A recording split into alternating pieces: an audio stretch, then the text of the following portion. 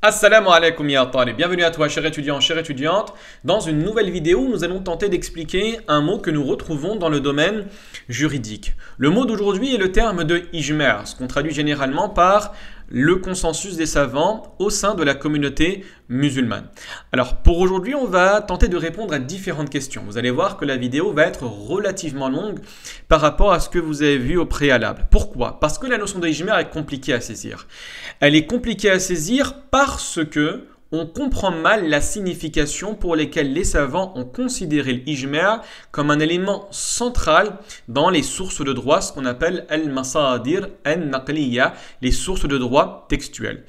Donc pour pouvoir bien comprendre la notion de l'ijma', on va tout d'abord tenter d'exprimer la définition de l'ijma'. Comme vous avez pu le voir dans la série de vidéos Les règles de la logique, on met une importance capitale sur la notion de la définition. Si la définition est mauvaise, tout le reste va être problématique. C'est la raison pour laquelle en langue arabe on dit ma buniya ala al-khata fahuwa khata. Ce qui est basé sur une faute et sera considéré comme une faute. Donc on va définir l'ijma'. La deuxième des choses que nous allons faire, nous allons essayer de définir à quoi précisément renvoie l'ijma' dans la conscience des fuqaha. Pourquoi ils le considèrent comme un pilier nécessaire dans la construction juridique au sein du fiqh et au sein également de usul al-fiqh. Ensuite, on va tenter de répondre à quelques problématiques de l'ijma' pour essayer de mettre en avant précisément l'utilité de l'ijma'. On va finir avec la présentation de certains ouvrages qui traitent ces questions en profondeur. Alors aujourd'hui, bien évidemment, je ne vais pas expliquer toutes les catégories de l'ijma', vous pouvez les retrouver dans n'importe quel ouvrage de usul al-fiqh. Vous allez voir que quand on parle de l'ijma', c'est un nom générique sous lequel va se retrouver beaucoup de types de ijma'. Ijma' al-sahaba, ijma' al-khulafa al-rashidin, ijma' al-a'immat al-arba'a, ijma' ahl al-madina, ijma' al-sarih ou l'ijma' al-sukuti. Nous, on ne s'intéressera absolument pas à cela. On va simplement s'intéresser à la notion de l'ijma' au niveau philosophique. Pourquoi le ijma' est fondamental? Alors tout d'abord, laissez-moi vous présenter la définition qu'on va retrouver sur la notion de l'ijma'. Ils disent, les savants, que c'est l'accord des savants de la communauté du prophète alayhi salatu wassalam, et ceci après la mort du prophète alayhi salatu wassalam, sur une question déterminée et dans une époque déterminée. Voilà la véritable définition qu'on va retrouver dans pratiquement tous les livres de usul al-fiqh. Par contre, il y a une problématique, c'est qu'on a une définition et on n'a pas d'exemple à donner dès lors que le ijma' ne repose pas sur un mustanad, à savoir un texte. Dès lors que nous avons un texte, qat'i dilala, qat'i thubut, qui relève d'un nas, souvenez-vous, les cours que nous avons eu au préalable, vous n'avez pas véritablement d'ijma'. Quand vous avez un nas sur la question, le ijma' existe. Sur l'obligation de la prière, sur l'interdiction de la fornication, sur l'obligation de réaliser le pèlerinage, sur l'obligation de jeûner le mois de Ramadan. Mais par contre, dès qu'un nas est absent, là, vous n'avez pas véritablement d'exemple. Le cas le plus connu, ça va être celui de Ijma' al-Sahaba, à savoir l'unanimité des compagnons sur la peine à infliger à celui qui a consommé de l'alcool. Mais même cela, certains savants vont critiquer la présence d'un ijma' à cause de la présence d'autres avis qui vont se manifester par la suite et durant la vie des compagnons. C'est la raison pour laquelle Imam Ahmed va avoir une parole extrêmement connue sur l'ijma' en disant « Man idda'a al-ijma' faqad kadhab, la'alla an-nas qad ikhtalafu » Celui qui prétend la véracité de l'ijma', il se trompe, peut-être les gens, comprenez ici les savants, vont diverger.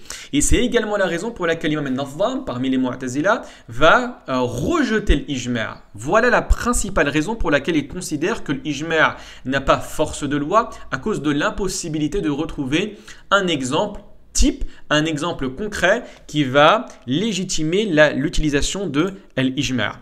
Alors, nous, on va tenter, barakallahu fikoum, d'expliquer l'ijma' d'une manière qui n'est pas trop technique, mais qui est beaucoup plus philosophique. Pourquoi l'ijma' est important? Quand on s'intéresse aux différents textes qu'on retrouve et aux différentes prescriptions que l'on retrouve dans le droit musulman, on se rend compte qu'elles n'ont pas toutes la même force. Bien évidemment, vous avez des prescriptions qui sont beaucoup plus fortes que d'autres, qui sont avérées de manière beaucoup plus sûre que d'autres. Ce corpus de textes, ce corpus de prescription s'appelle en langue arabe al-ma'loum min ad-din bid-darura, ce qui doit être obligatoirement connu de la communauté musulmane dans le domaine religieux. C'est-à-dire des prescriptions que tout musulman qui se dit musulman doit forcément connaître. Par exemple, l'obligation de la prière, l'unicité de Dieu, la prophétie de Mohammed alayhi salatu wa salam. Et donc, vous allez retrouver effectivement certaines prescriptions qui initialement n'ont pas cette force d'attribution, n'ont pas cette authenticité, mais vous allez retrouver des savants qui vont se réunir et qui vont, parce qu'ils se sont mis d'accord sur la pertinence de ces textes et sur l'unification de la compréhension de ces textes, vont faire en sorte que ces prescriptions vont basculer, vont évoluer de prescriptions secondaires à ce qui rentre dans le ma'loum min ad-din bid-darura. Et donc faire en sorte que ces textes et ces prescriptions deviennent immuables et établis. Voilà à quoi renvoie initialement l'idée au niveau philosophique de l'ijma'. C'est la raison pour laquelle l'imam al-Juwayni, le professeur de l'imam al-Ghazali, mort en 480 de l'Hégire, je parle bien évidemment de Al-Juwayni, Al-Ghazali mort en 505 de l'Hégire, considère dans le Burhan que tout est susceptible d'être interprété. Et c'est un fait dans l'islam. Et donc, l'ijma', pourquoi est important? Parce qu'il va nous permettre de faire passer certaines prescriptions du dhanni al-thubut ou bien dhanni al-dilala au cercle extrêmement restreint du qat'i al-thubut et de qat'i al-dilala, ce qu'on appelle le nas. C'est la raison pour laquelle les savants considèrent que dès lors qu'il y a une prescription qui est basée sur un ijma', sur un consensus, cela devient qat'i. Pourquoi? Parce que l'unification des savants, plutôt le fait d'unifier la compréhension, le fait que tous les savants sur cette question ont compris ce sens-là de manière précise est un indicateur de la véracité de cette compréhension. Pour pouvoir tout simplement protéger un certain nombre de prescriptions et que par la suite des mains pernicieuses et fallacieuses ne viennent pas et commence à remettre absolument tout en doute dans le domaine de la législation musulmane. Voilà l'importance de l'ijma'. Et comme on a dit, c'est également un outil qui va permettre de mettre fin à la divergence. Par exemple, sur la question du vin. Si on prend tous les versets et tous les hadiths qui traitent de la question du vin, vous allez forcément trouver des personnes peu fiables qui vont vous dire, et ça existe, je vous invite à faire vos propres recherches sur cette question-là, vous direz, mais dans le Coran, Dieu n'a pas mentionné l'interdiction de manière formelle et catégorique. Sur la question du porc, ça a été formel. Vous est interdit la consommation du cadavre, du sang et du porc. Mais quand Dieu parle du vin, il n'utilise pas ces termes-là. Donc peut-être qu'il y a une compréhension à avoir autre de celle de la majorité des savants. Donc voilà, le fait d'avoir un ijma' sur cette question-là met fin à toute tentative de divergence pernicieuse. Et c'est également un outil qui va nous permettre de donner beaucoup plus d'authenticité à des textes. Vous avez des textes, principalement ici je ne parle pas du Coran, je parle de la Sunna, qui vont avoir une certaine problématique au niveau du thubut. Vous savez qu'on a déjà vu ça, que le texte est divisé en deux grandes catégories, soit il est qat'i al-thubut, soit il est dhanni al-thubut. Quand le texte est qat'i al-thubut, cela fait référence à des textes qui sont mutawatir, qu'on ne peut remettre en question. Pourquoi? Parce que la raison le refuse.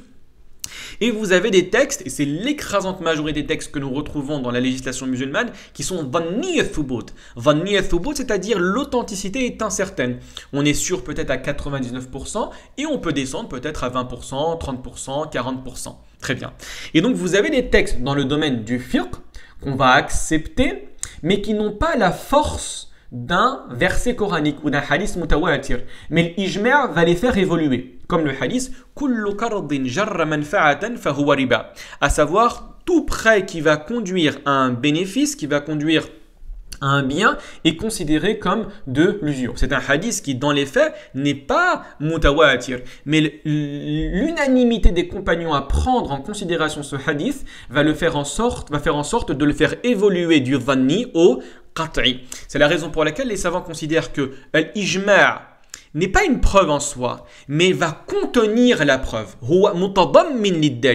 Comment c'est possible que tous les compagnons vont se mettre d'accord sur une question et tous dire la même chose? Même si nous n'avons pas les éléments précis qui indiquent l'obligation d'interdiction, le fait d'avoir cette réunion de l'ensemble des savants ou l'ensemble des compagnons sur une question déterminée est un indicateur de la véracité de l'ijma'. Très bien, poursuivons, barakallahu fikum. Maintenant, la question qui est extrêmement importante, et c'est quelque chose de très bien dans le fiqh, c'est que constamment, dès lors qu'on prétend quelque chose, on a besoin de l'étayer par des faits, et des faits scripturaires, des faits juridiques, à partir du Coran ou de la tradition prophétique. Vous savez que dès lors qu'on s'intéresse aux sources de droit dans l'islam, on considère que la seule source de droit qui est à prendre dans sa globalité et qui est source de droit de manière intrinsèque est le Coran. Même la sunna va tirer sa légitimité du Coran. Dans le Coran, Dieu dit « Wa ati'u Allah wa ati'u ar-Rasul » et obéissez à Dieu et obéissez au prophète. Et donc à partir de cela, toutes les autres sources de droit vont tirer leur légitimité à partir du Coran. Ijma' va tirer sa légitimité à partir du Coran. Le qiyas va tirer sa légitimité à partir du Coran. Al-istishab ou al-masalih al-mursala, tous ces outils juridiques vont tirer leur légitimité à partir du Coran. Et donc les savants ont recherché, est-ce qu'il y a un verset qui va nous renseigner, qui va nous donner des éléments pour pouvoir affirmer que l'ijma' est à prendre en considération. Alors, les savants généralement se basent sur un verset du Coran. Le problème, c'est que comme on va le mentionner par la suite, la dalal à la signification est relativement faible. C'est le verset 115 de la sourate numéro 4. Dieu va dire « Et quiconque fait scission d'avec le messager, après que le droit chemin lui est apparu, et suit un sentier autre que celui des croyants, alors nous le laisserons comme il s'est détourné et le brûlerons dans l'enfer, et quelle mauvaise destination, que Dieu nous en préserve. » Qu'est-ce qu'on comprend ici? On comprend à partir du mantouk, c'est-à-dire du mantouk et du mafhoum, c'est-à-dire du sens littéral mais également du sens implicite, que les personnes qui vont prendre un chemin qui est différent des croyants et différent du prophète alayhi salatu wassalam, seront jetés en enfer, que Dieu nous en préserve. Également, qu'est-ce qu'on comprend? On comprend que si tous les musulmans se sont mis d'accord sur une question déterminée dans tous les domaines et qu'un individu va venir et va tenter de faire machine arrière ou va tenter de rebrousser chemin, eh bien il y a une menace coranique qui s'y manifeste. Le problème c'est quoi? C'est qu'on va retrouver une règle qui va tenter d'expliquer ce verset. À savoir, je vous l'ai dit en arabe et ensuite je l'expliquerai en français,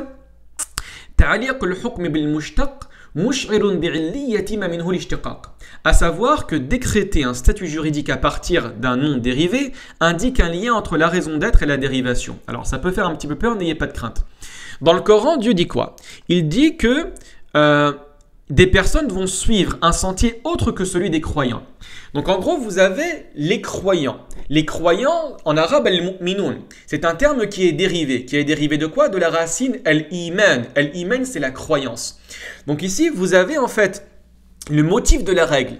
Quelle est la contradiction qui va être critiquée? Ce n'est pas dans absolument toutes les questions. C'est les questions qui sont d'ordre de la foi, les questions qui sont de l'ordre de la croyance et non pas l'ensemble des questions. C'est la raison pour laquelle de nombreux savants vont réfuter la signification de ce verset pour pouvoir le considérer comme une preuve légitime de l'authenticité et de la pertinence du qiyas.